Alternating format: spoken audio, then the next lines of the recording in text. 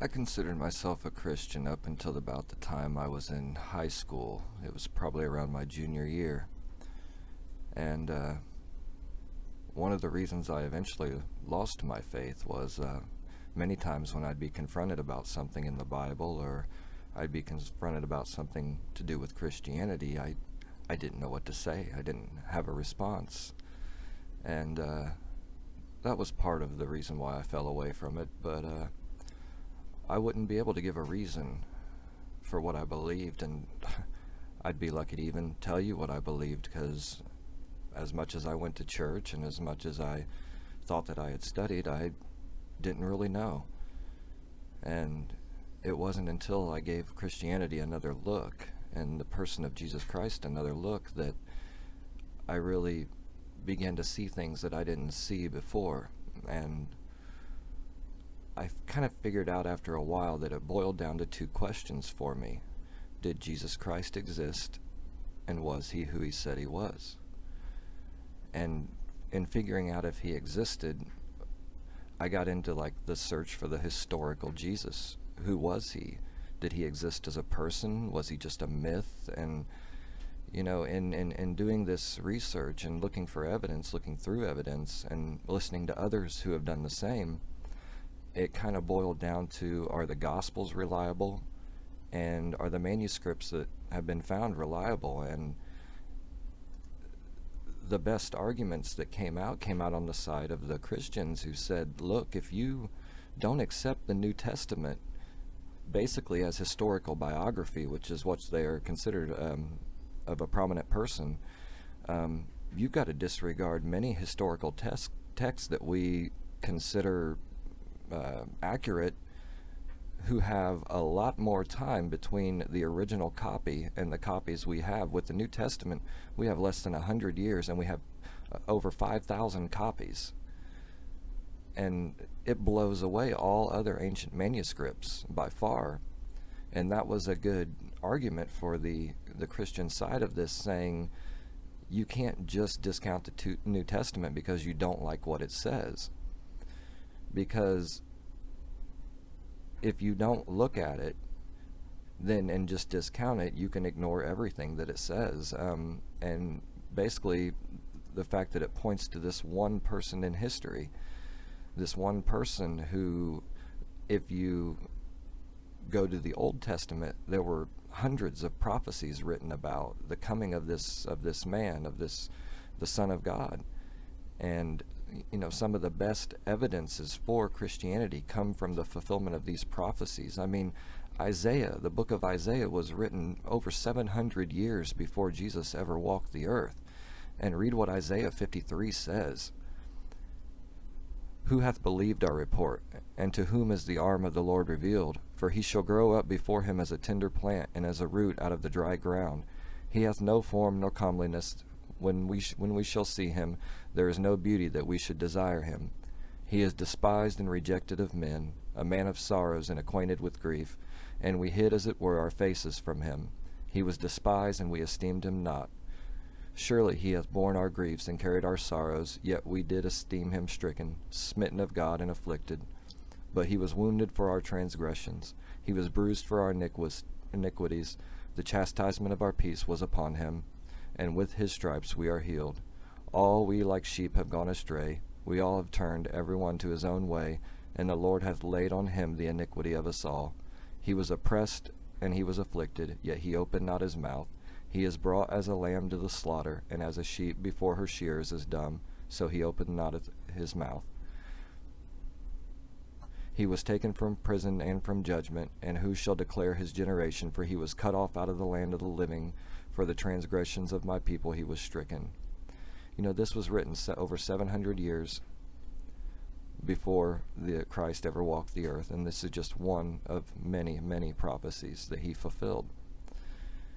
And we've got to be honest with ourselves, because the second question, after you've realized that, of course, Jesus existed, there's no historians that doubt that Jesus existed. The real question boils down to, was he who he said he was? And then when you start looking into who he said he was the Son of God.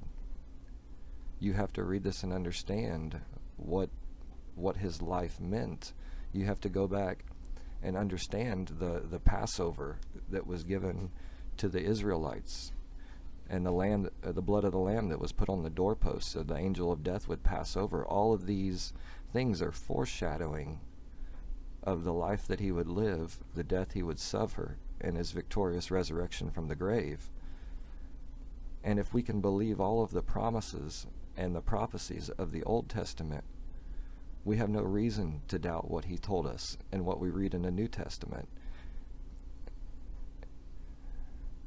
And you have a lot of people now, especially in the scientific community, and I speak of the scientific community because I think that it was a lot of science-based talk that led me away from religion. It seemed like, I don't know, all the smartest people around were atheists. All the guys like Neil deGrasse Tyson and Bill Nye, they're going around down in creationist and saying we shouldn't be teaching it to our kids, and we're going to be left behind if we do. And if you take a real honest look at science, what you find out is we have a falsely so-called science in the world, and it just gives us an excuse to exclude God from the system, and honestly, I believe destroys the faith of a lot of children. And it's not till later that they realize that they've been learning a lot of lies that they come to look for the truth, and they find the truth, and the truth will set you free. I mean, when you start looking at, if you want to talk about smart men who believed in God, look no further than Isaac Newton, one of the smartest men who ever lived, and believed in God, and looked at science as a way to explain the creation. I mean, look at phi, the golden ratio, the ratio at which all things in nature are built. It's the fingerprint of God on the world. Look at your DNA. The DNA is a code, and you cannot have a code without a coder, a designer. And I encourage my fellow Christians out there, pick up your Bibles and read it and look and see what it says. I mean, we should know these things and have ready an answer to any that would ask us. It's important. There's a reason this book's been around for over 2,000 years. And we got to remember, it's not just a single book. It's compiled manuscripts, and it's not just made up people and made up places. The places that were in there, the people were real. You can find these ancient sites. You can go over to Israel now and visit these sites. They're still there. Many of them are. If the Bible were just another book, it would be easy to prove it wrong. But we have this book for this time for a reason.